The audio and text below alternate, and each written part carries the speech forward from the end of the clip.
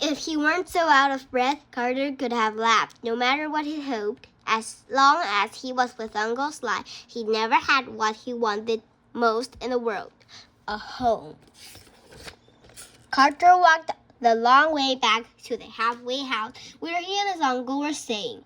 Looking over his shoulder, he passed through alleys, took weird turns, then backtracked, retracing his steps to see if the copse had followed. He felt nervous to face his uncle again.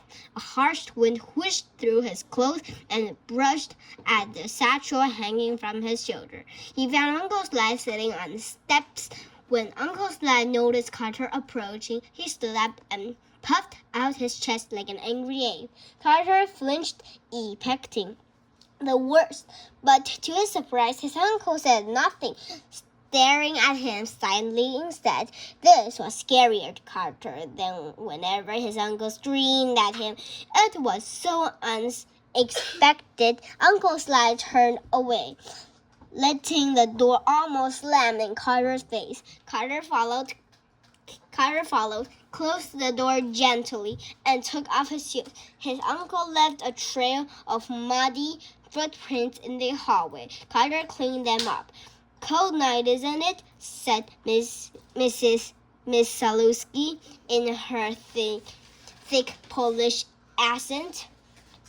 The always smiling old woman volunteered in the kitchen, feeding those that came through the shelter. She wore dirty blue apron and a small sparkly diamond in a chain around her neck. "You look hungry. Would you like me to make you dinner?" she asked. "No, I'm good," Carter said. He wasn't hungry, even though he hadn't eaten since before breakfast. "Rubbish," she said. "A growing boy must always eat. Come, sit down. I'll make you a grilled cheese and radish sandwich." "Grilled cheese and radish sounds perfect," Carter admitted. You see, Miss Salewski made a mean grilled cheese and radish.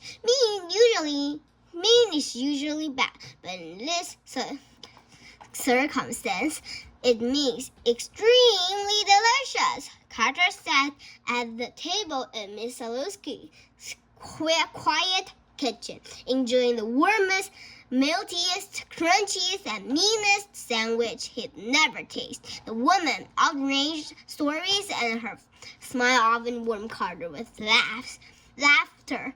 Even after a horrible day out of work with Uncle Sly, it was rare that anyone even greeted Carter with such kindness, and he'd grown fond of her. She made him wonder about his grandparents and what a life with them might have been like.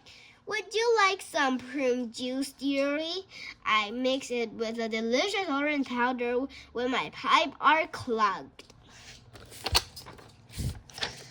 "I think my pipes are good," Carter giggled. Uncle Sly would never have talked with him about his pipe, and if he had, he never had tolerated Carter giggling about them.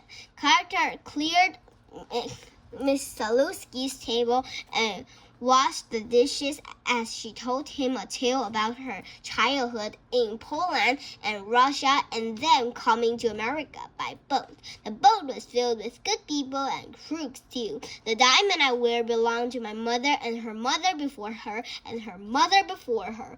When I came over, I hid in a matryoshka doll. You know, the Russian one with a doll within a doll within a doll. This tiny diamond is all I have left to remind of home." I used to have a home," Carter whispered. "What's that, dearie?" Carter shook his head and said nothing. He liked when Miss Salewski spoke of home. He didn't care if Uncle Sly thought he was being sentimental.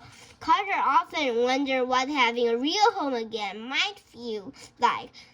Certainly, it would be better than a new bed in a new town every other week.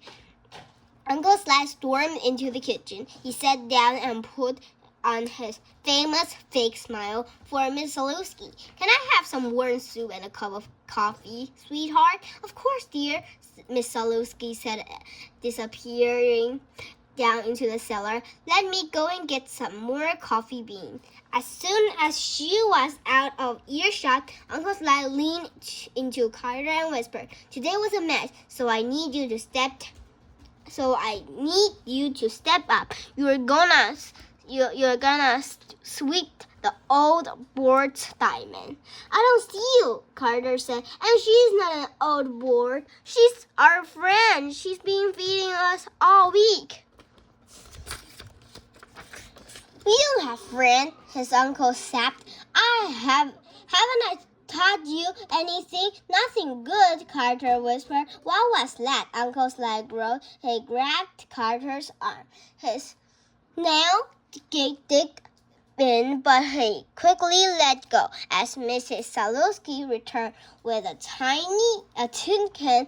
"Oh, thanks, sweetheart," he said to her. "You're the absolute tops."